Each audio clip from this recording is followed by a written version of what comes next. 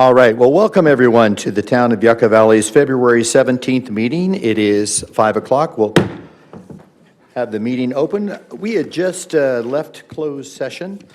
I would like to introduce Mr. Joaquin Vasquez is our Deputy Town Attorney, filling in for our Town Attorney, Jax. And this evening, Joaquin, is there any reportable action out of our closed session? Thank you, Mr. Mayor. So the Town Council met in closed session to discuss the Gonzalez versus Town of Yucca Valley litigation as further described in the agenda. The council authorized defense of the litigation by unanimous vote. As to the Huber versus Town of Yucca Valley litigation, the Town Council also met in closed session to discuss this litigation matter. However, no reportable action was taken on this matter. That concludes my summary. Thank you. Thank you for filling in for Tom, and we really appreciate you making the drive out here on this windy day. All right, we'll start off with our roll call. Roll call, please. Council members Dennison. Dennison here. Droz. Here. Lombardo. Here. Schooler. Here. And Mayor Abel. Here. Please rise. We're going to have our Pledge of Allegiance. I'll ask our town manager, Curtis Yakimo, to lead us in the pledge tonight. Thank you, Mayor. Ready? Begin. I pledge allegiance to the flag of the United States of America and to the republic for which it stands, one nation, under God, indivisible, with liberty and justice for all. Thank you. You may be seated. No invocation today. Well, today we are proud to be recognizing our Spirit of Yucca Valley Award winner. We today are very proud to recognize Marjorie Smith for her outstanding service to the town of Yucca Valley and the entire Morongo Basin. Marjorie has been a key part of the Morongo Basin Community Organization active in disaster, helping with bringing local organizations together to help them understand who will provide supplies, manpower, and support when needed most. Her knowledge of the community is invaluable. When a need is identified, Marjorie knows exactly who to call. Following the significant flooding in Joshua Tree in 2022, Marjorie stepped up even further by joining the American Red Cross as a community engagement and partnership volunteer, beginning her services on September 15, 2022. Her passion for preparedness has been contagious. Across the Morongo Basin, Marjorie has helped to connect communities with the Red Cross, helping deliver the most important presentations and training so residents know how to work with the Red Cross shelters. Because of her outreach and encouragement, Red Cross volunteer numbers in the area have grown to 10, and community members have been trained in sheltering, 81 community members. Marjorie also plans on hosting an annual emergency preparedness event, Help Yourself, Help Your Neighbor, bringing the community together better to prepare for any emergencies. We are proud to be recognizing Marjorie tonight as an active and dedicated emergency preparedness ambassador, and even more proud of the difference she continues to make in Yucca Valley throughout the entire Morongo Basin. As you know, we live in California, and we have a variety of disasters that can come our way, and Marjorie is just a key person to helping people get connected to the services they need. So would you join me in a round of applause and recognizing our Spirit of Yucca Valley Award winner, Marjorie Smith.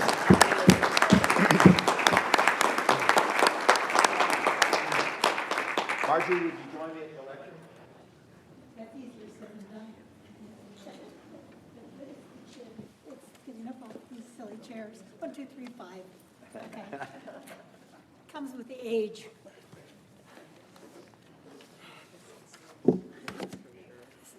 Well, thank you again, and I want to congratulate you. Thank you. We've known you for many, many years, and it's about time you got the recognition you deserve. And I know you do it because of the love of others in this community. So we appreciate it, and it hasn't gone unnoticed. This is the Town of Yucca Valley Spirit of the Yucca Valley Award. This certificate is awarded to Marjorie Smith in recognition for outstanding community service and dedication to Yucca Valley. through volunteerism and emergency preparedness efforts. Your willingness to serve, readiness to respond, and commitment to ensuring the safety and resilience of our community have been lasting and have made a lasting impact throughout the Morongo Basin. I am pleased to present this on behalf of the entire Town Council. Our staff, Mayor Merle Abel, presents this to you on the 17th of February, 2027. Congratulations. Thank you very much. We'll get a picture. And of course, we do want to hear from you. We also have a gift certificate for you, and I have a Town of Yucca Valley 35 anniversary pin for you as well. Oh, my gosh. So please speak into the microphone, and it's all yours. This was a total surprise. I had known that I was asked to come to the meeting, and I had no idea about this, and so it's overwhelming. I just came back from a Red Cross call out in Yucca Mesa, so I'm kind of windblown. We had a fire, we had 2 people who were disabled, and took care of that just before this meeting. People ask me, why do you do this? The reason I started this is because I was asked first by Jessica and Curtis to step in and to do co-ed, and I knew nothing about it, except I knew from experiences you never say no. You always accept when it's something that's important to a community. The reason I do it, because at 6:01 on February 9th, 55 years ago, I was awakened by a locomotive coming through my bedroom in a 2-story apartment, and the rumble and the shaking and the terror. I was that young mother with 4 children who had no preparation, was not self-reliant other than being a lifeguard and having survival skill training as a Girl Scout. Every one of you have skills. Every one of you have talents. And I retired early from the chemical industry, and I have a lot of extensive training in first aid in an emergency. And I came up here and I wasn't going to do one single thing. I was retired and had no intention of stepping forward. But I'm kind of just guided in what I have to do. So what my message to you is to be prepared for your whatever. Emergency planning begins with you and your family around the kitchen table. You need to know what you're going to do when something happens. If it happens right now, what would you do? Do you know that those tiles, those look pretty secure. The ones, a lot of them are loose and they could come down right away.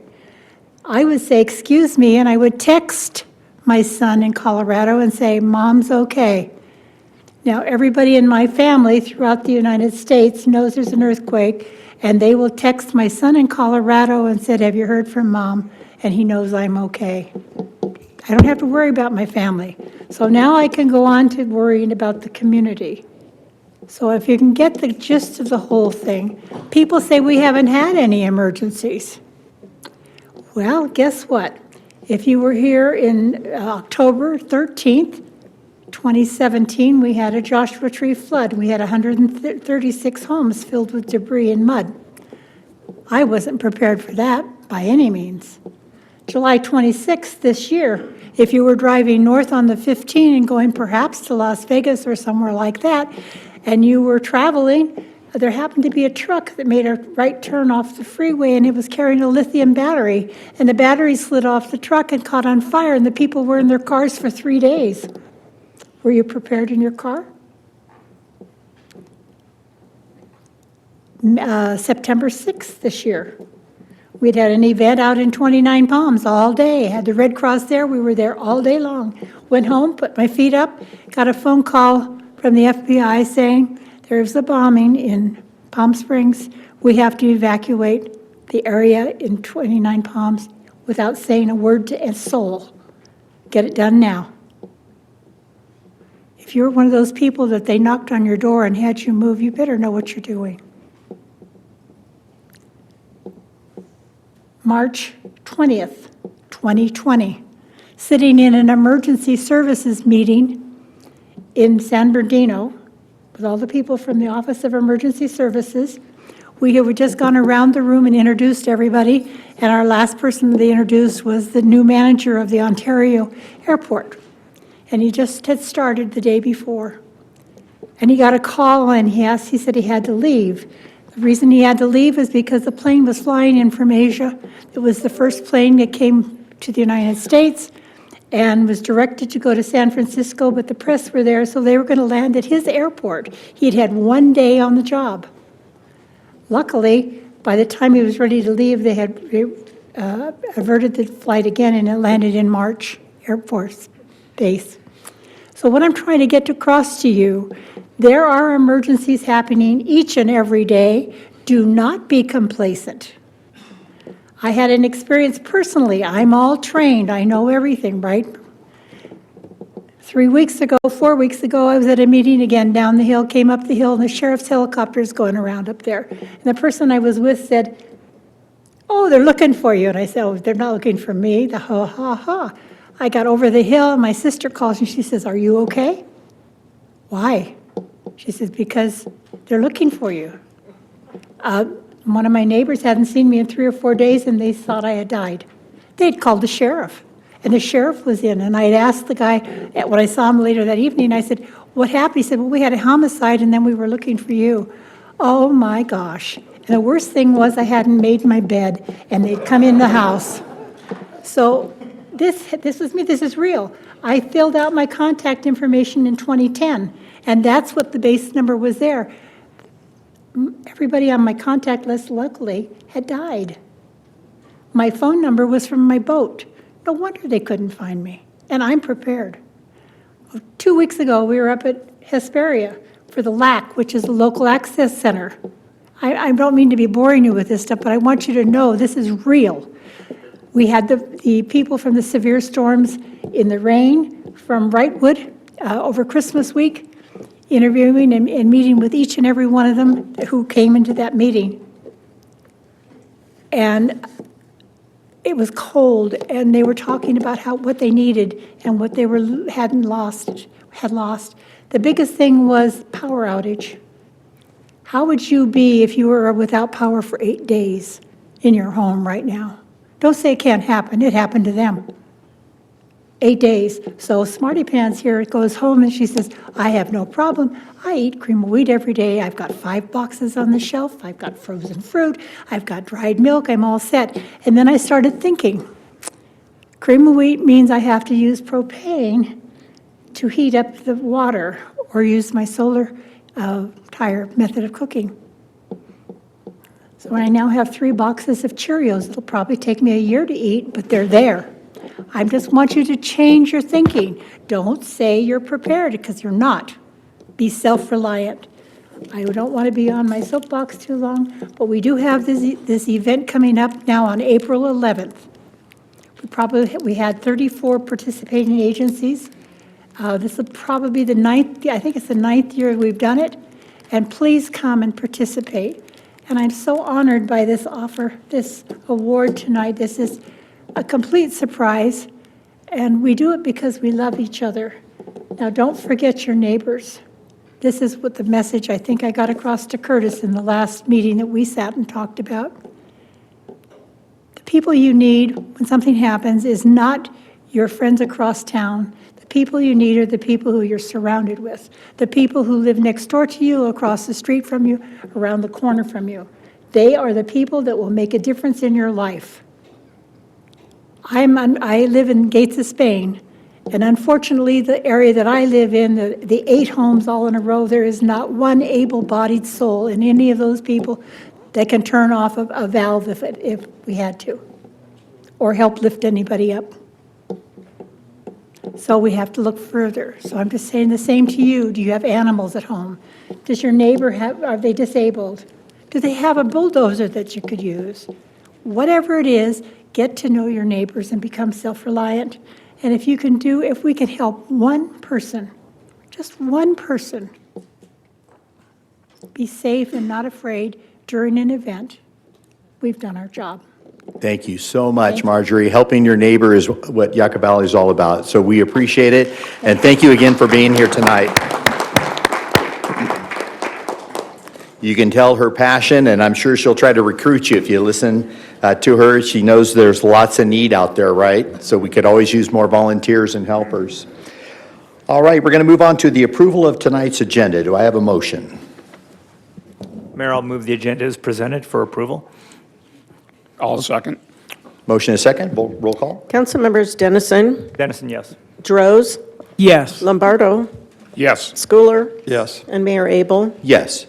Consent agenda. All items listed on the consent agenda are routine matters or formal documents covering previous town council instruction. Items are enacted by one motion and a second without separate discussion unless a town council member or staff member requests dialogue on a specific item at the beginning of the meeting. Requests for public comments on the consent agenda items should be filed with the town clerk. Madam Clerk, I understand we have a correction to item number 3. Yes, thank you, Mayor. I have no requests to speak yet. And for item number 3, staff is requesting to amend the draft minutes for approval for the meeting of December 2nd.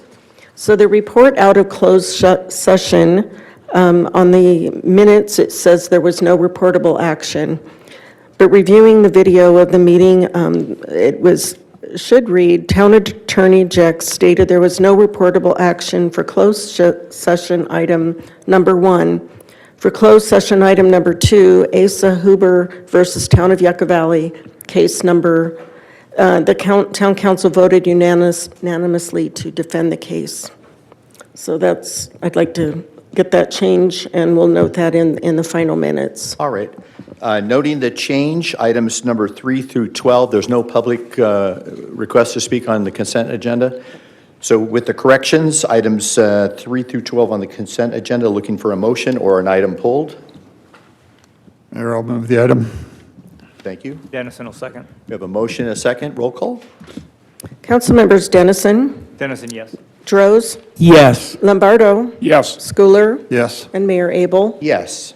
All right, we're moving right along to our department reports. The YV ARC Quarterly Project Update, Department Report number 13. Good evening, Alex? Mayor and Council.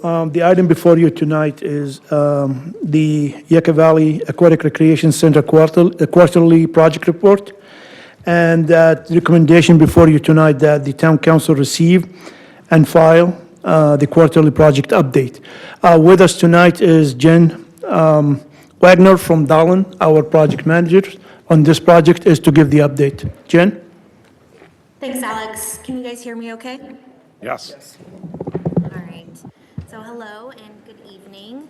It's great to be here with you again. My name is Jen Wagner, and I am the project manager with Dallin.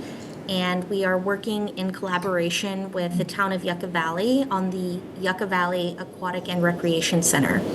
And together, we have been overseeing the project along SafeWork, who is your construction manager, HMC, your architect of record, and RCC, who is your general contractor. And it is my pleasure to present the 6th quarterly update for the town. This update takes us from October to the end of December in 2025. And the purpose of this report is to provide a project overview on construction progress and developments of the town's future aquatic facility.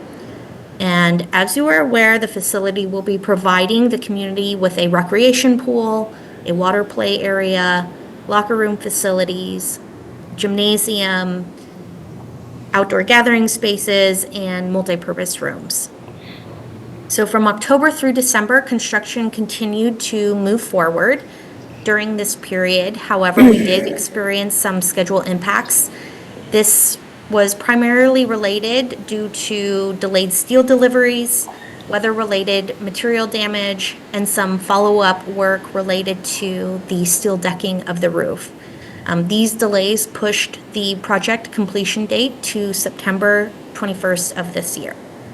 So despite these challenges, progress on the project remains steady. Interior work advanced significantly. This included the installation of the fire sprinkler system. We also saw continued progress of the structural framing and installation of interior walls, HVAC ductwork installation, and we also saw continued progress of plumbing and electrical rough-ins. On the exterior, we saw framing and sheathing were also completed during this time frame. So upcoming work, we're looking ahead to the next several months. Construction will primarily focus on bringing the building to a dried-in condition. In other words, this means completing the exterior envelope so that the structure is sealed from the weather. This would include rain, moisture, and other elements. At the same time, interior progress will move forward across all areas of the building, and this includes gypboard, or what you might know as drywall, the taping and finishing to prepare for final finishes.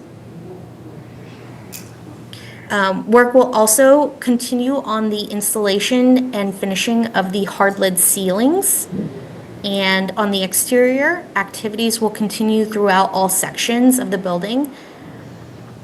So overall, the upcoming phase emphasizes closing the building envelope while advancing the interior finishes. And you can go to the next slide. Next slide. Next slide.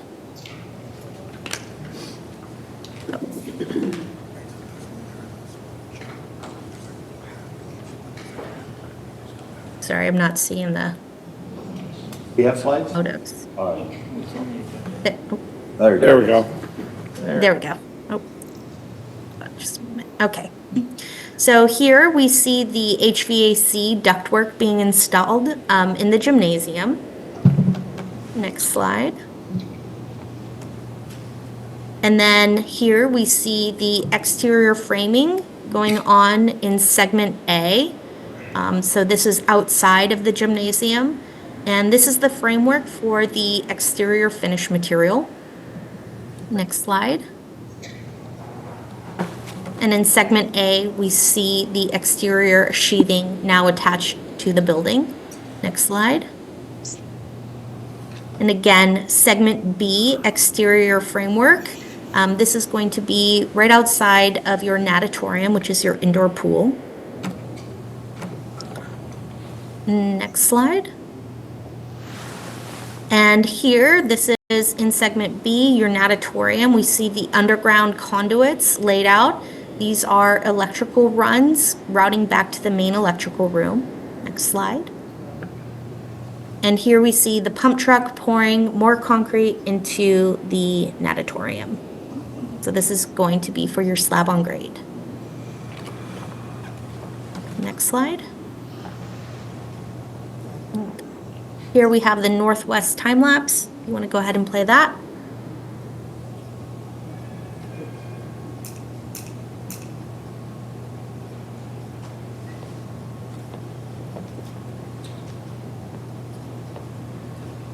Are you able to play that?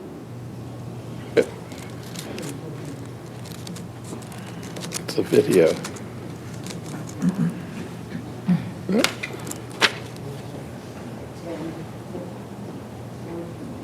Let me restart it real quick here, sorry.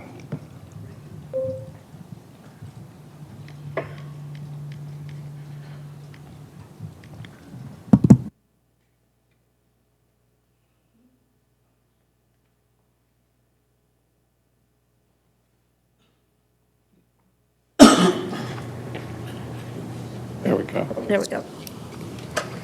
So this is taking us back. We're starting to see all of that site work, moving a lot of dirt around.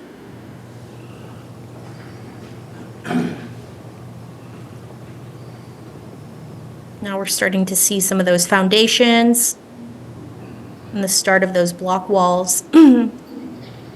Starting to see those slab-on-grade pours. We're seeing the rebars for the block walls going up, and now we see things start to go vertical.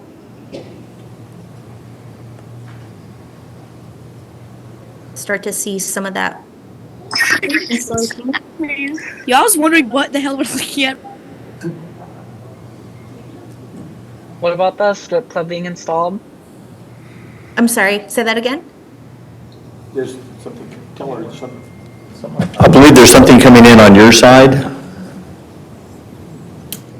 I don't think there's anything coming. Oh, Okay, go right ahead. There's just some audio. No one's asking a question. No Just- worries. So this actually takes us to where we see it pretty much to today. We can go to the next slide.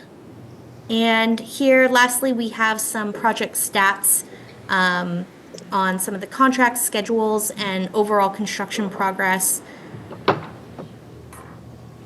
So this month marked the completion of important project milestones.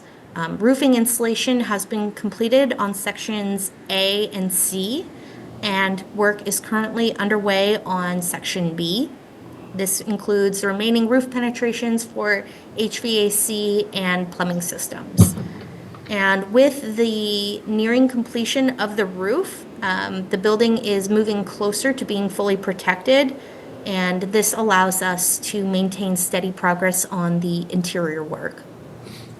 The next major phase of construction will focus on advancing interior finishes, along with the preparation for and placement of the pool deck concrete.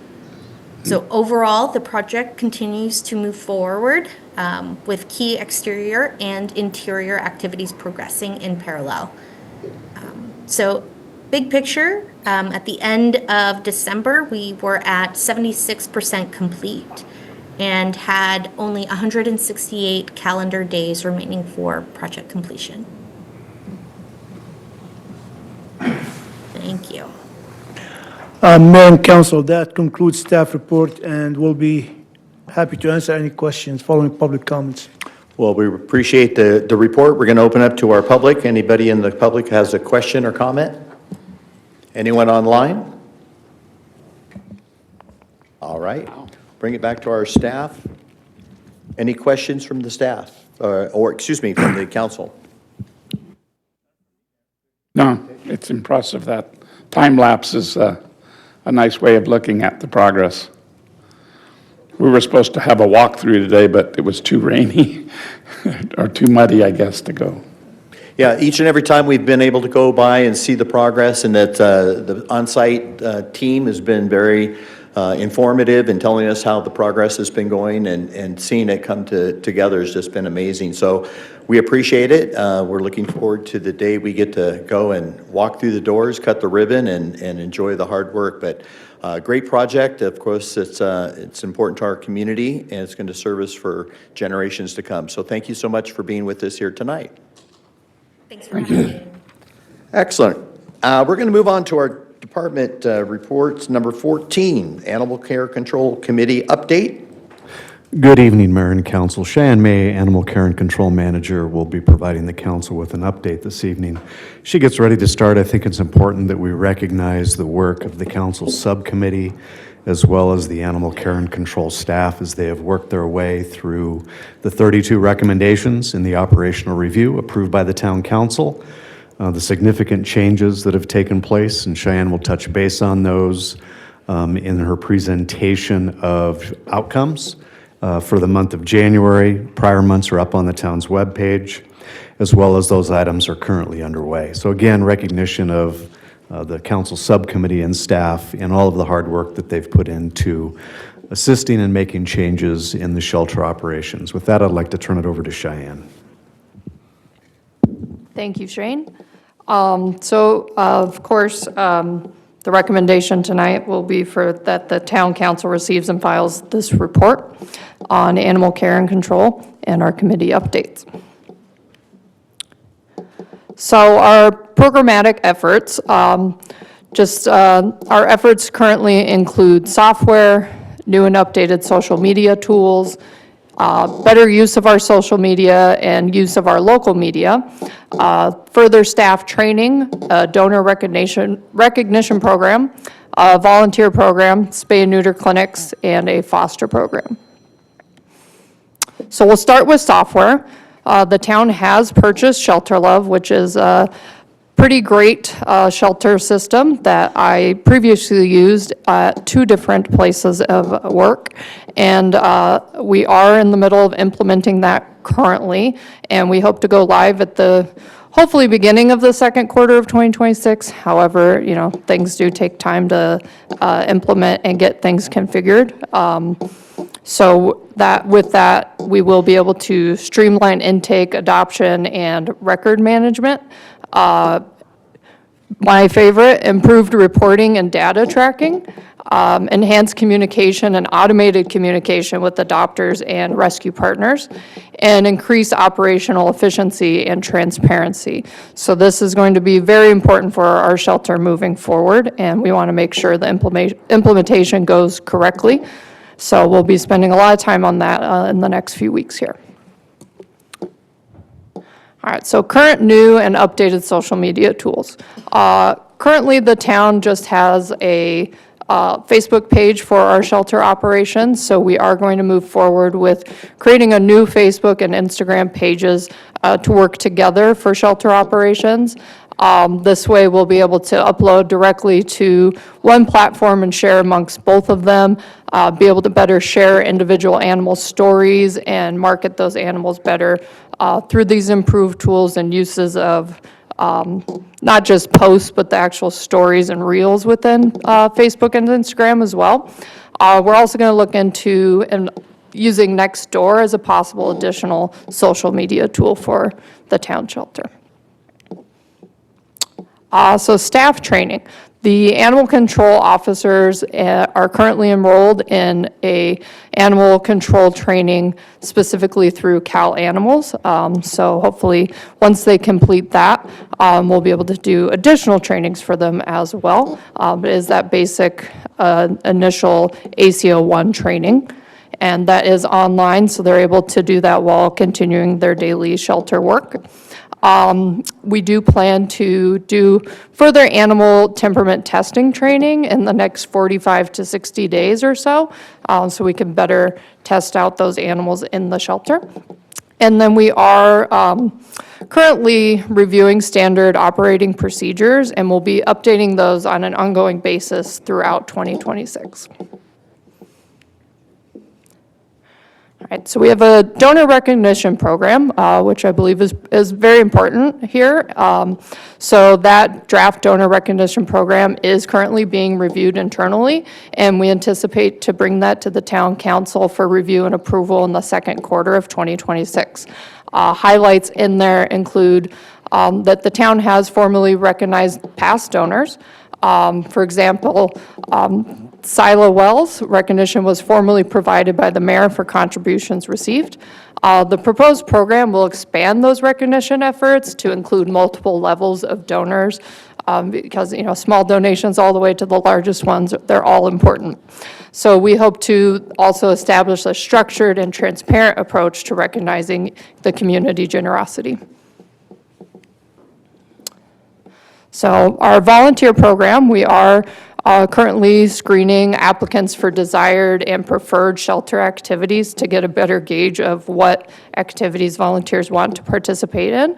We're going to have some activities roll out sooner than others. Implementation of greeters, dishwashers, and drivers are anticipated in the very near future, followed by additional volunteers when we have everything with our senior shelter specialist in place and the shelter is fully staffed. The senior shelter specialist does supervise day-to-day operations at the shelter, which means they're responsible for supervising that day-to-day volunteer program. So spay-neuter clinics, Animal Action League has been able to schedule the town for a clinic at the shelter on March 31st of this year for town residents. Animal Action League is one of my absolute favorite organizations out there. They do wonderful work for not only the basin, but the greater Coachella Valley and the lower desert, and they are. So I'm hoping that all of the staff does that, and that Lori Herbel and everyone else who has volunteered is involved. How frequently is the temperament testing going on? There were 6 dogs that had not, about 6, not exactly sure, who had not been temperament tested yet, and they're identified. But I do know that the Red Dobie Rue has had people who are interested, but mixed messages, and I think Jan is probably going to talk to Cheyenne separately about that. The donor recognition program, I hope part of that is used to get more clinics. We know clinics are one of the ways, so whether you actually budget the money that was originally suggested, get that going. It's been 5.5 months since this next one is scheduled. And I have some numbers here that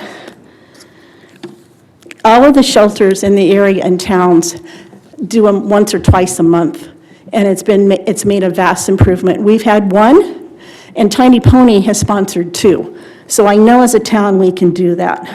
And that's all, the rest for Thursday night. Thank you very much. Thank you. Susan Herring.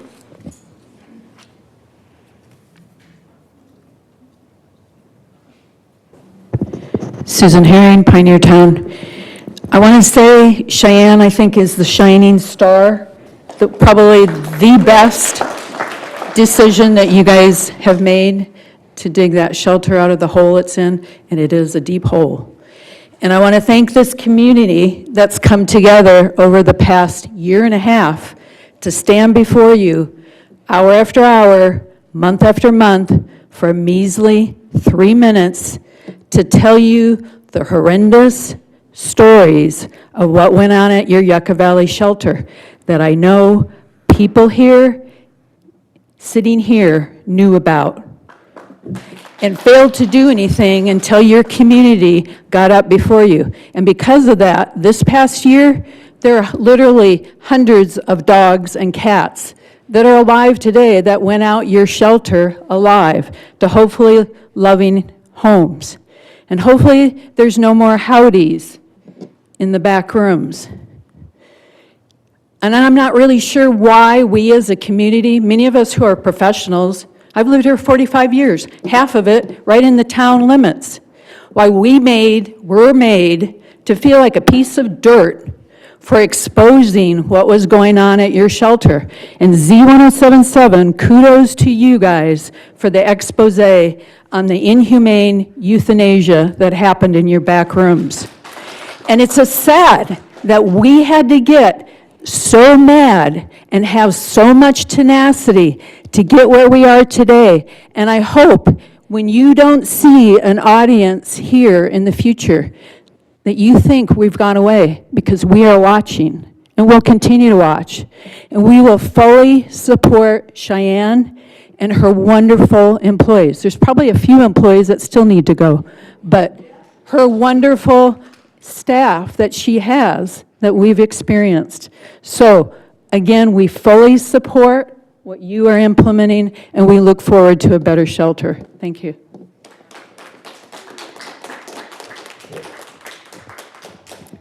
Mayor, that's all the requests I have. All right, is there anyone online tonight wishing to speak? All right, we'll bring it back to our council. Any council members like to make any comments on tonight? Receive and file report? Yes, go ahead, Councilmember Rhodes. I just want to say thank you to Cheyenne. We really appreciate you. And I want to say thank you to the staff that helped, that has been helping the shelter improve, and also to the community that's been helping out so much. I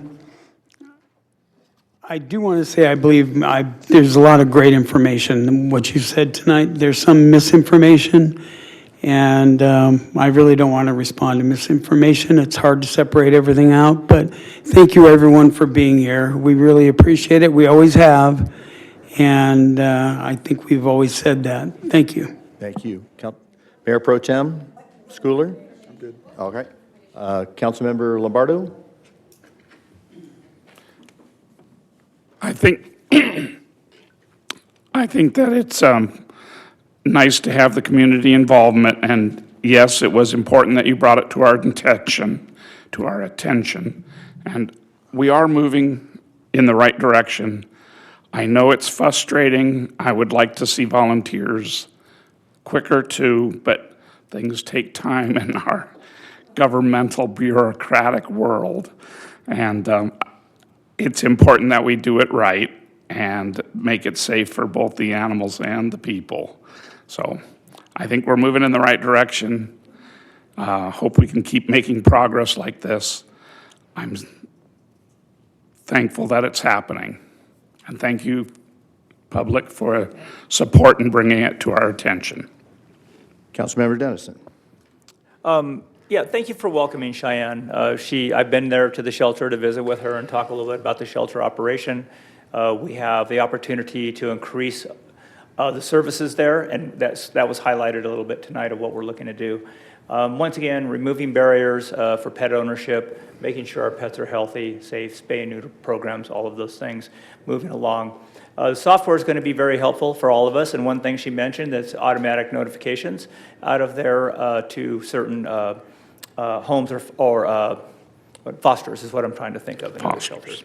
So there's a lot of work to still do. So, but I really appreciate your vocal comments on the new management at the shelter and your support for the shelter and the team. So the team there has, that's what we want them to work as a team.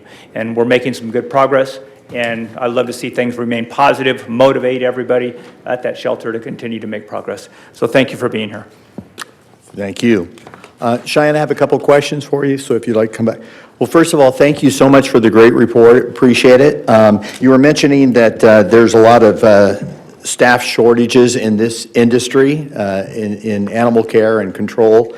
And we feel really, really fortunate that we have you on our team with that shortage going on. And then also, it was nice to hear that we're using and purchased software that you're already familiar with. I remember when you were here, part of the community, giving us updates and the software you used and willingness to help us. And now we not only get your help, we get your help full time, on the ground. So we're super thrilled as a council to have you on our staff. It's also nice to hear that you've been responsive to public inquiries that was mentioned earlier. That's really good. And it's also great to hear that you have the community support. I mean, when you have the community support, when you're responsive to the public, we're all trying to row this boat in the same direction. And, the compassionate care of animals is critical. And as you see through the process, we needed to get some policies together that were going to deal with the issues that we had. And it's a very difficult environment, even when things are going well, because as you were mentioning, you get animals in the worst of conditions. And they're suffering, and we have to make tough decisions. And I appreciate that. With the volunteerism, since you've done and worked with volunteers before, we're excited about that. When your volunteer program is operational, what do you find to be effective in keeping volunteers engaged and updated on the shelter operations?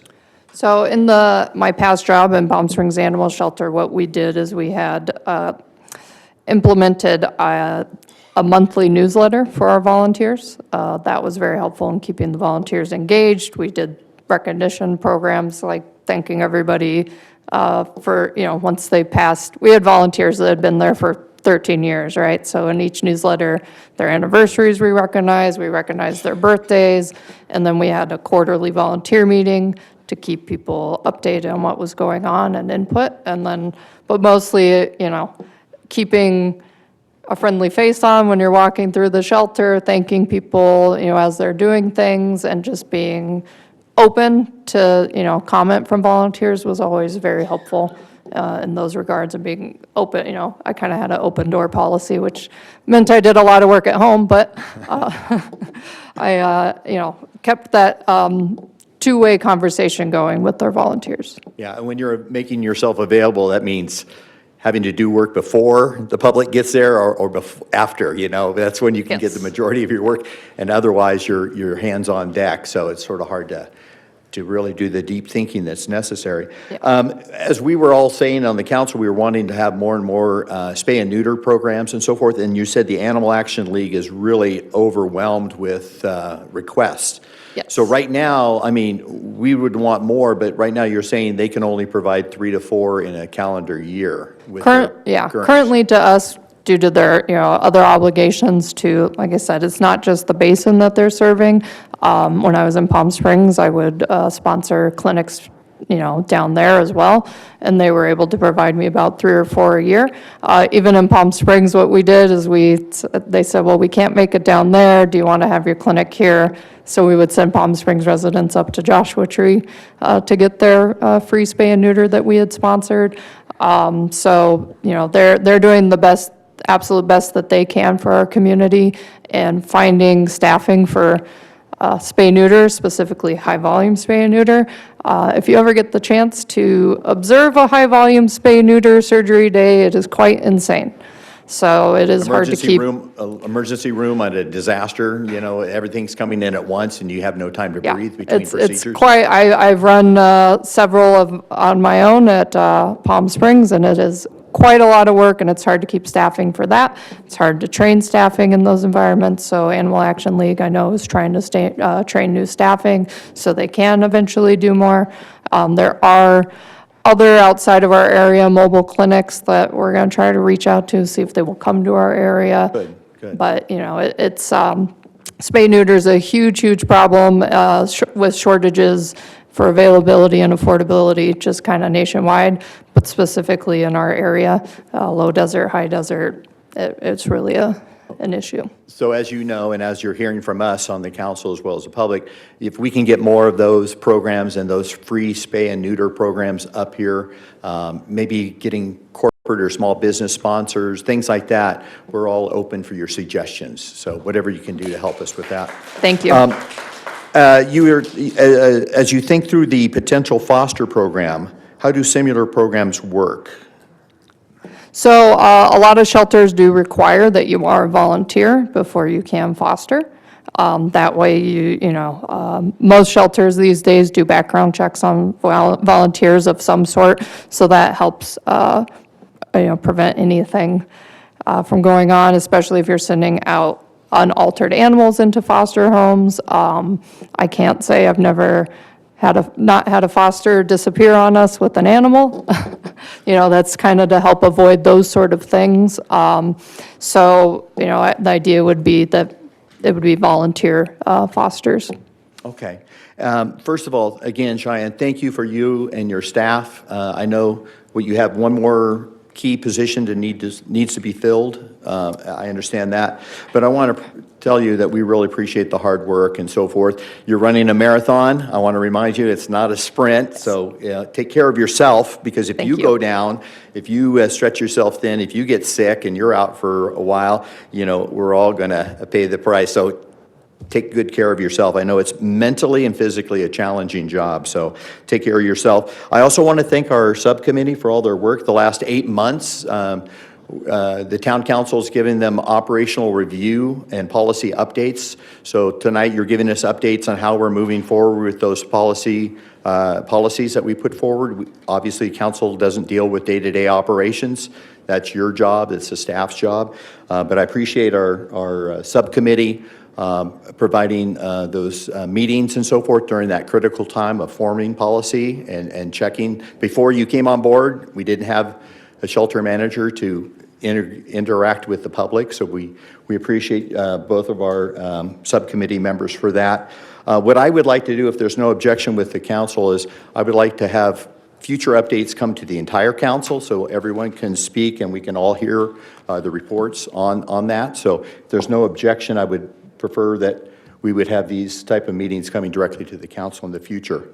If there's nothing else, again, it's receive and file, and again, please pass on to your staff. I would come up and visit, but I'd be in your way and you wouldn't get things done. So you have my number. Call me if you'd like me to come up, or you want to show something off, or you need some input, or if you need a pat on the back or whatever, or I'll bring you lunch or Starbucks at your desk, whatever, let me know. But again, thank you again, and let's give her another round of applause. Thank you so much.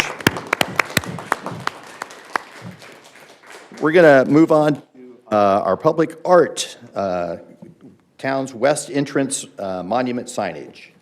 Well, thank you, Mr. Mayor, members of the council. The item in front of you this evening, two-phase recommendation, is the approve the site at SR 62 in Camino de Cielo, the southwest corner location, and direct staff to move the project into Phase 2, which is engineering, design, fabrication, and installation.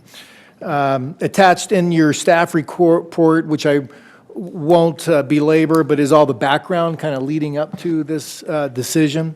The point that I like to talk about this evening is the prior meeting. At the prior meeting, the council gave direction, one, to go with the Corey Hamilton design, and at the same time to proceed with the exploration of the site, which is currently up on the screen, where the existing site is located.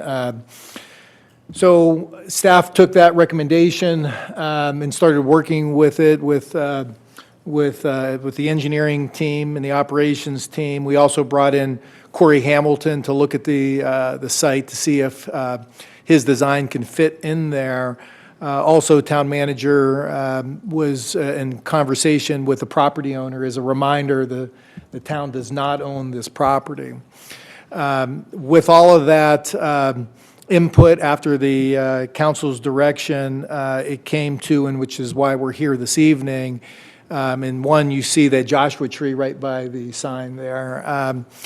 One, the Joshua tree created a challenge in mainly timing and cost as it relates to erecting that and making modifications to the sign.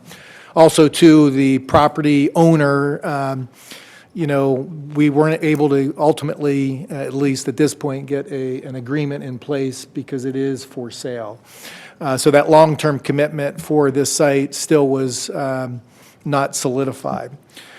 So we're here this evening, if we could look at the next slide, to recommend, which was the original site on Camino de Cielo, to move forward, and there's the Corey Hamilton design to be on that original site, again, on the corner of Camino de Cielo on the south side of the highway. The next steps in this process, if the council approves to move forward, would be, again, to work with the operational and the engineering staffs and the consultants to ultimately deliver this project. So that concludes, and I'll just remind once again, the recommendation in front of the council this evening is to approve the site on SR 62 in Camino de Cielo, the southwest corner, and direct staff on to move into Phase 2, engineering, design, fabrication, and installation. And I'd be happy to answer any questions following public comment. Thanks, Frank. Mayor, if I might, just wanted to add one additional clarification. Not only does the town not own the property where the existing sign is, the town does not own that sign. It was erected by, I think, as our history shows, a service group over the years. May have been here even prior to incorporation, but that's not a town sign, it's not town property, and so that just complicates our efforts in that process. Wonderful, thank you. We'll open it up to our public. Anybody asked to speak on this item? Okay. If you forgot to fill out a form, you can do that now and come up and speak. If not, anyone online? All right, we'll move it back to our council. Who would like to start? Well, I was in favor of the location that the town does not own, but seeing that that's not going to move forward, I think the Camino de Cielo location will be very nice. My concern is that the sign is large enough to be visible and readable. I think Corey Hamilton's design was a good choice, and I hope that the scale is correct. I think we've had some problems with some of the art displays that we've had at the library and at the film festival, the art displays being just a little too small in dimension to get the attention and the dramatic effect that we need. And so I'm kind of hoping that our scale on this is more appropriate. Thank you. Yeah, I like the presentation, and I like the visual that you gave, and that scale and that is getting pretty close. I mean, no, we have some engineering work to do. It's not actually exactly what it's going to end up being like, but we've discussed this item before. It's very beneficial. It'll be very welcoming as we continue to improve the corridor coming into the town of Yucca Valley. This will clearly identify the boundary of the town and that you're entering our community. So I like the design. It got the highest ratings of the ones that were submitted. We went through with the PRCC, a good operation at that level, and a review and a selection and a presentation. And I think we followed all the right course to get to this point today, and I would go with the item as presented. Thank you. Mayor Pro Tem? Sure. This location, I think that was my preferred location all along. I think it's going to be very visible, noticeable. We've talked about it through and through. I'm sort of glad that we've defaulted to this location, and I like the artwork there. I think it's a good choice. I'm totally in favor of it.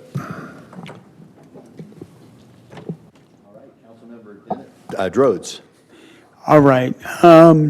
Yeah, I favored this location and Pinion both, but I'm very happy with it, and I think everybody else said what I was thinking. But anyway, yeah, I'm in favor of voting for this and approving it. So I'll make the motion if that's okay. Okay, I have a few other comments, but we have a motion, so we have a motion. Go ahead, you want to make a I comment? had a comment. Question to the staff. Will the old sign be removed or demolished at all? I think that will be something that staff will continue to work with the potential property owner. Again, it's on private property and it's not a town sign. So we don't have the ability just to go take it down. That'd be something that we have to work through with the property owner. Ultimately, that's their call. Yeah, that was my question too, because it said Chamber of Commerce on it, on the sign on the Yeah, bottom. I think the chamber was involved in one of the what do they call it, a makeover? It probably had makeovers multiple times. I think at one time it had the kind of the peacock-looking sign on Yeah. it. So a number of different efforts there, but over the years that responsibility has lied with different organizations, and ultimately that sign obviously predates me, so I don't know where it ultimately came from, but it is on private property and it is a private sign. Yeah, It has and- historic significance. It was, Yeah, it's unfortunate that we can't use that location because I understand the historical significance of it. But as far as the other location, I'm going to be fine with that. I would like to know two things. You've seen signages and things done before. I'm just a little concerned about the quality of material. And when you have those boulders, I don't want it to look faux and fake, it needs to be really, really quality. So I know the Hamilton work, he does a lot of things in wood and things like that, which this obviously is not going to be. But I just want to make sure that the quality is there because we're going to have millions of people driving through.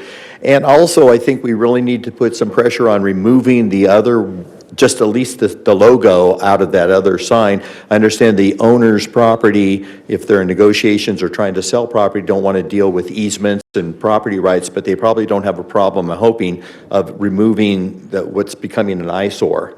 Yeah. So, because the community is not going to understand, like, okay, you put a new sign, but what are you doing about that one that's representing us on the highway? So quality of material I'm concerned about, and making sure it looks like authentic boulders and not a faux kind of finish. That's my only concern. Also, my question is, where does this align with our rest of our highway improvements? We're doing a lot of great improvements. So what's the timeline look for our intersection improvements? So the council has on your strategic plan efforts to move forward with a number of different initiatives along the highway, everything from code enforcement on private property, weed control, which you're going to hear about in your next agenda item, on sidewalks, other places throughout town, as well as the public art and the monumentation and intersection improvements that the council's talked about numerous times. So all of those things are underway in various states of design. Aside from the sign, pending your direction this evening, we'll start moving that forward. Frank, do you have any idea in terms of what your design construction window is? Well, I'll probably defer that over to Shane and his team, but I don't know if you have any input there, Shane. Typically, you'd look at probably around a 4 to 6 month window for preliminary design and then construction plans and then going out to bid after that. So getting your design finalized is going to be between 4 and 6 months. That'll take both an artist as well as a landscape architect to come together. We know we have electricity at the intersection. It's going to take a little bit of time to work with Edison during the construction process to get power there. There's water out in the street in terms of any landscaping and irrigation meter from High Desert Water District. Those take a little bit of coordination, but you're probably looking at 4 to 6 months before we're ready to go to bid for construction. And I think that will ultimately line up pretty nicely with some of the other efforts that the council has already authorized on some of your landscape beautification. And so 6 to 12 months, I think we're going to start seeing some noticeable improvements around town. Wonderful. That's exciting. All right, well, we have a motion by Councilmember Droz. Do I have a second? Dennison will second. Dennison with the second. Roll call, please. Councilmembers Dennison. Dennison, yes. Droz. Yes. Lombardo. Yes. Schooler. Yes. And Mayor Abel. Yes. Wonderful. That's going to be really fantastic. Item number 16, ordinance to amend. Good evening, Mayor and Council. The item before you is to introduce an ordinance updating 2 sections of the Yucca Valley Municipal Code related to public nuisance and sidewalk maintenance.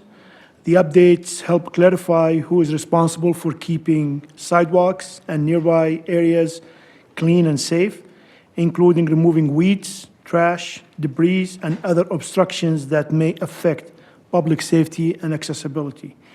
The ordinance also clarifies that the term sidewalk includes not only paved walkways, but also nearby pedestrian areas such as planting strips and driveway approaches that people use for walking.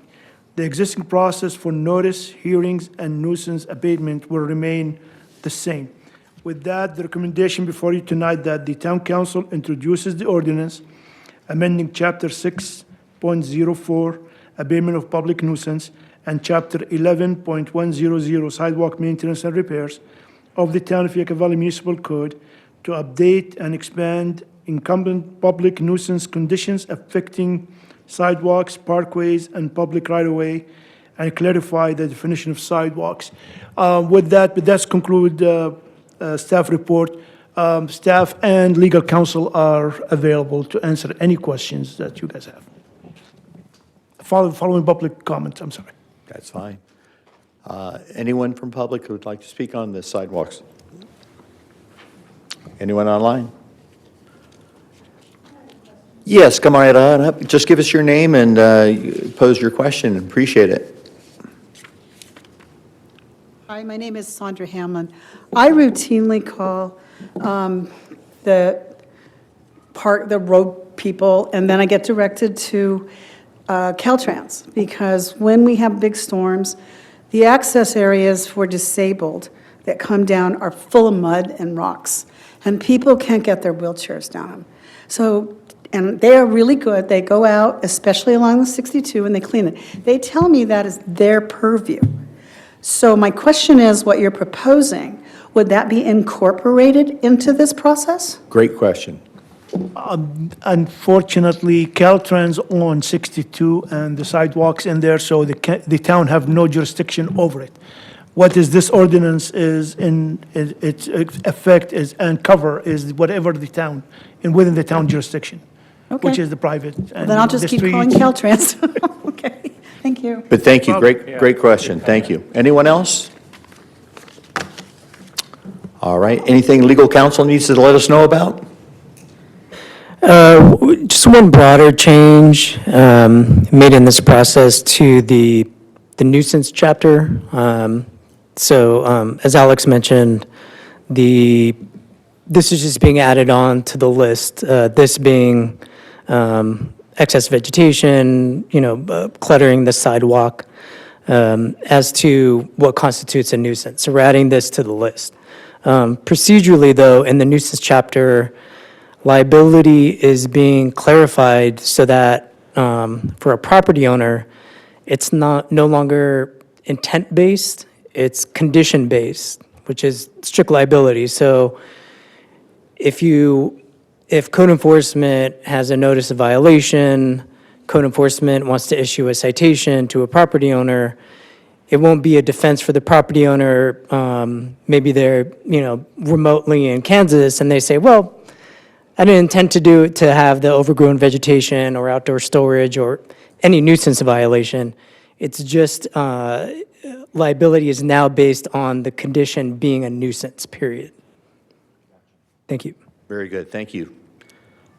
All right. Question. Yes, go right ahead. So help me understand how this works.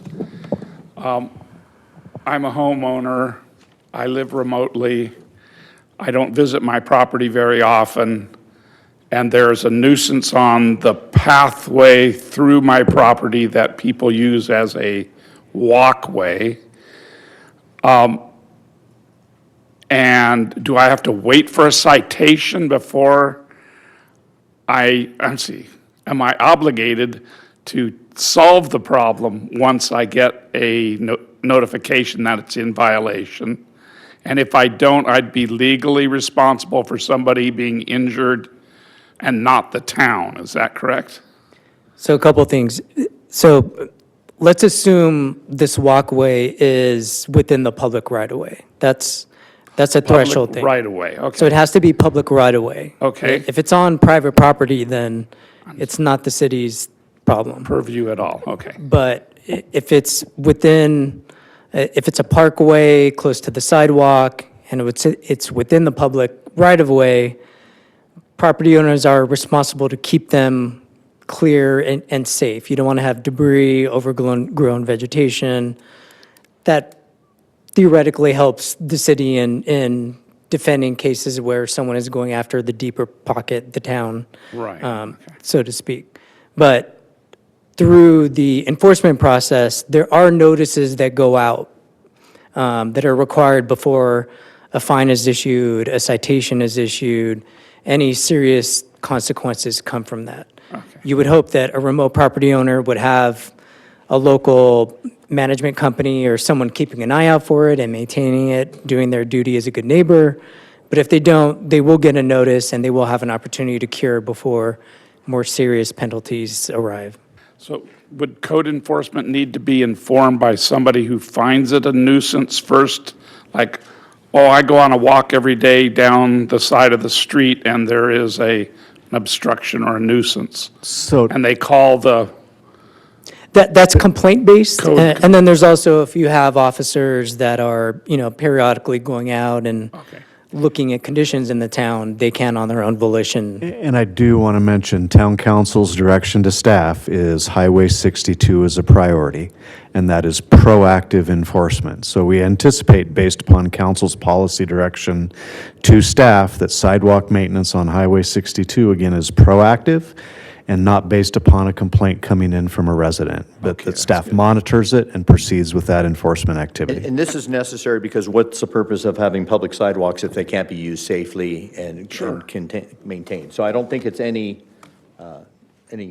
stretch.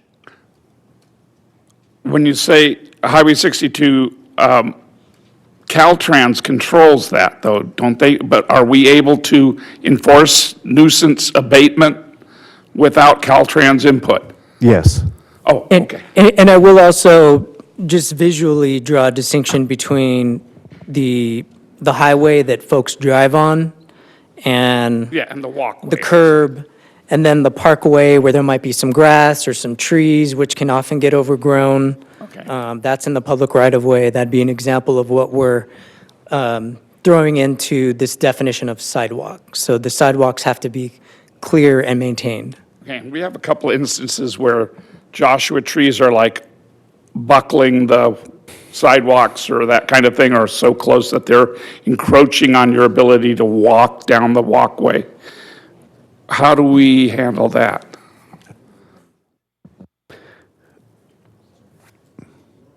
There's If there- There's one place I'm thinking of. If there's situations that involve a western Joshua tree, then we have to involve the California Department of Fish and Wildlife. Okay, and in that's the our resol- responsibility In the as a town. resolution of that issue.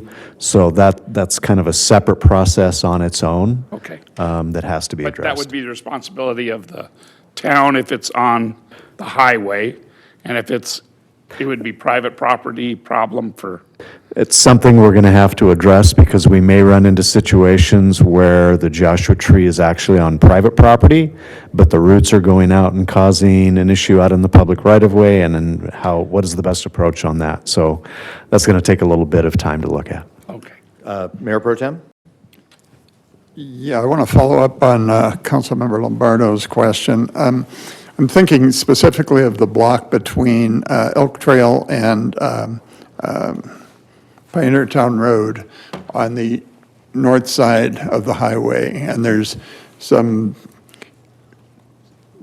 concrete, I guess it's called a sidewalk, but it's like patches of concrete, but some of it's uplifted, and to me, it looks like a serious trip hazard, and it makes like wheelchair or walker travel pretty impossible. What's the process on that? You say we're being proactive, so we go out and we identify that and we notify Property owner. property owner That's correct. and give them a deadline to That's fix it. correct. Okay. Okay. Now, some of these, and I know the area that you're talking about, some of these, that may actually be on private property and may not even be in an easement. And that particular block, we're probably going to run into that where that easement dedication line is a very short distance behind the curb. So we may run into those types of situations where it's actually on private property. So just wanted to clarify, that's one of the things that staff will have to walk through when we're evaluating these situations is a sidewalk actually in a public right-of-way? And if it is not, then what? Then it is not classified as a sidewalk. And we can't It's do not, anything? it's not a sidewalk that falls under the purview of this ordinance. Unless we did a sidewalk improvement project and got easements and built a new sidewalk down the road, but, which may come in the future. All right. Any other questions? These are great questions. I'll make a motion that we adopt the ordinance as written. I'll second. Councilmembers Dennison, Dennison, yes. Droz, Yes. Lombardo, Yes. Schooler, Yes. and Mayor Abel. Yes. Future agenda items. Any council members with the future agenda item? All right, we'll bring it up to our public comment section. The town council takes this time to consider your comments on items of concern which are not on the agenda. When you are called to speak, please state your name and community of residence. Please limit your comments to 3 minutes or less. Inappropriate behavior which disrupts, disturbs, or otherwise impedes the orderly conduct of the meeting will result in forfeiture of your public comment privileges. Town council is prohibited by state law from taking action or discussing items not on the printed agenda. Do we have a few cards? I have a request to speak by Norman Schertzman. All right, Norman, come on up, sir. Thank you for being here tonight. Thank you for taking the time to listen to me. My name is Norman Schertzman. I live at 58140 Aurora Road. I've been there since 2013. It seems like 3 or 4 times a year, I'm busy cleaning up the trash of the lot on the other side of Balsam. It's continuing on-go tumbleweeds, all kinds of debris from his lot. Not that I would do this, but if I was to load all the tumbleweeds from my property onto a truck, drive to the property owner's house, and dump in his front yard, he would be outraged. But he's doing that to me 3 or 4 times a year for the last 13 years. And at the end of the meeting, can you make sure and give staff your address again so we can have someone go out and look at the issue? 58140 Aurora Drive. Okay. It's behind the bowling alley, Yes. and it's the whole neighborhood. I sent some pictures to Jeff, and he might have distributed them. Yes, I have seen Councilmember being very active with getting that to the staff. So thank you. We'll definitely be looking into it. I'm sorry, continue on if there's anything But else. I did clean it up. Not all of it, but I got my front yard cleaned. I got part of the backyard cleaned. I put it all in 2 dumpsters. And lo and behold, last night it all came back and then some. Oh, So it's start again. It's not fair that he's got a piece of investment property trying to make money on our backs. The whole neighborhood is cleaning up after him. Thank you. Thank you very much for your time. Thank you so much.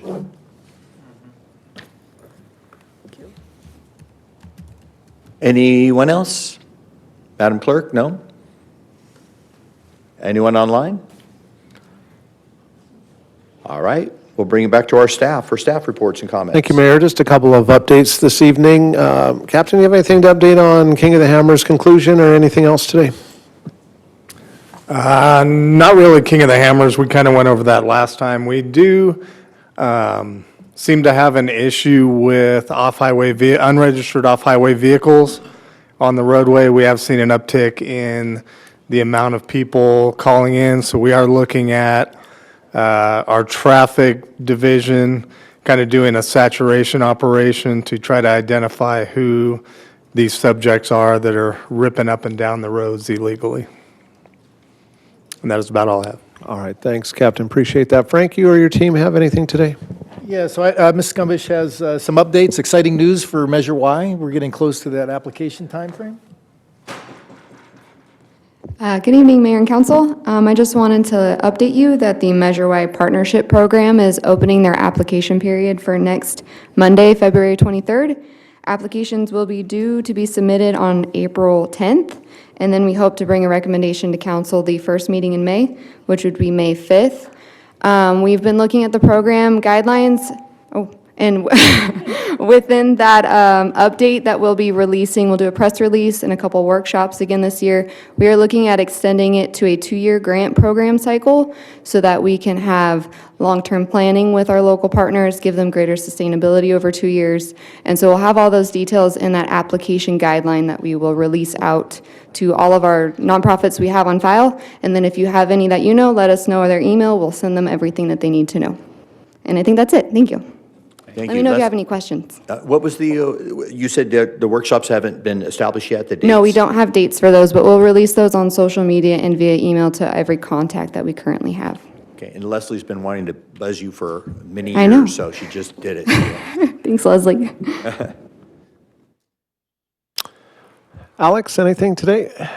Yes, just an update on a project that the town is having. The town are improving the intersection of Yucca Mesa, Buena Vista. And as the original item, we will gonna, lay on concrete on that intersection just to make the strength of that intersection a little bit better than because of the use of the trucks. That process will require the closure of that intersection for 2 months. That is to lay down the concrete and time for curing. But we looked at it, and since there is like 5,000 vehicle a day that goes through that intersection, we went back to the drawing board and we got back to trying to do that in asphalt. And that is a good section that we're going to be doing on that. And with that being said, it will not require a complete closure of the intersection. It will be working with the flaggers that we can allow traffic to go through, with exception to trucks. Trucks will not be allowed at that road until it's completed.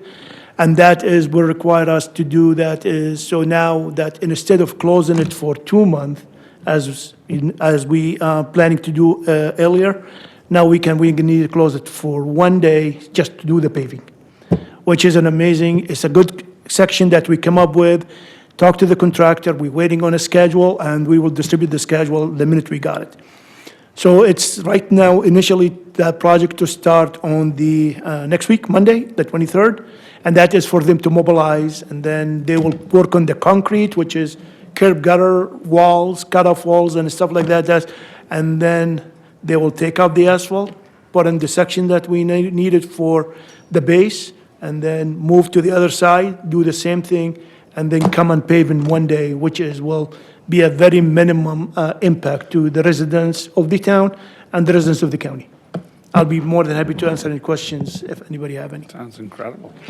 Thank you, Alex. Along those lines, there are a number of partners that we will continue to keep engaged in the communication process. So that includes the school district, county personnel, military personnel, and so all of those individuals will be notified of our traffic plan, and we'll make sure that that gets out there. This isn't an agendized item, so it's probably not appropriate to ask questions on this item, but we'd be happy to answer them for the council afterwards. Shane, do you have any other updates? Mayor and or council, just legal two quick items this evening. One, the Planning Commission recently requested of staff to agendize a discussion on the town's adopted minimum square footage of single-family homes. The town, and that's very common for cities to establish a minimum square footage for their single-family homes. The town has retained the county's minimum since incorporation of 725 square feet and a two-car carport. Commission is asked to discuss that. We're going to be taking updated data back to the Planning Commission next Tuesday at their meeting. And at that time, the commission may forward a request to the town council to begin discussions on potential amendments to the development code for that minimum unit size. The last time this was reviewed by the Planning Commission, the town was the second lowest in our survey database. Only one city had a smaller single-family square foot size for a single-family home, and that was the city of 29 Palms. This is cities, not including counties. Second item, there are two pieces of legislation now that have been floated on changes to the Western Joshua Tree Conservation Act. One by our senator, as well as one by Carrillo, Assemblymember Carrillo out of the Palmdale area. There are some benefits out of the Carrillo language that we have been looking for in the past, so staff's in the process of evaluating that. The one by our senator is a little bit more limited to life-threatening services. So we're in the process of evaluating both of those and working with our consulting firm in terms of potential changes to the Western Joshua Tree Conservation Act. And as the council knows, that has had a huge impact on property owners within this community. That concludes my comments this evening. Thank you. Thank you, Shane. The only other update I had is, as part of your strategic plan, one of the items that the council was looking for was an ongoing dialogue discussion with the Yucca Valley Airport District, a separate governmental entity, and so we began to have those conversations. Councilmember Councilmember Lombardo was part of that conversation initially, and so those efforts are moving forward to understand where they're at, what needs they may have. So that concludes our updates for you this evening, Council. Thank you very much. We'll move on to our comments from our council members. Councilmember Lombardo. Oh, wow. I really don't have much to comment about. I've been kind of out of it lately. Okay. Thank you. Yeah. Councilmember Dennison. Thank you, Mayor. I just want to thank everyone once again for coming out and continuing to give us your comments and help us lead this town in a direction that's good for our community, making it safer for not just the residents of the community, but also our animal family members. So that's it for today. Thank you. Thank you. Councilmember Drodes. I guess I have no comments either. So there we go. It's nice not to be Mayor alone. Pro Tem. Nothing on the meeting. I would just like to thank the council and staff and community for the support that they've shown us in the last few weeks in regard to the loss of our daughter, and just means a lot. Appreciate it. Thank you. Thank you. Our hearts go out to you and your family. I want to thank everyone again for being here tonight as well. I was able to go to Joshua Tree National Park entrance ribbon cutting. That was on February 4th, well attended. It was nice to see all the partners and also local contractors that worked on that project. A single entry point now has 4 different kiosks instead of just one. So, and a bus lane to help keep traffic moving through one of the busier national parks. I also was able to attend the ribbon cutting for Famous Footwear. That was on this last week, and it was also a beautiful store. So if you ever get a chance to go into that shopping center there at the Bond Center, go into Famous Footwear, as well as the other new shops that's right next door, the Bath and Body Works, I believe, is the other one. Both of those are just very, very well appointed and beautiful, and a nice addition to the community. It was a lot of fun to film a video for Basin Transit Authority. We were out there with the buses, riding around the community. I did a short video on how to take your mountain bike and put it on the bus, and how to do so it was educational and also promoting. Well, one great thing about our bus service is that people can get regular passes, senior passes, regular pass. They can get a weekly pass. They can get a one-day pass. They can take cash. You can be on the app. They have many ways to be able to get you on a bus and help get you around town.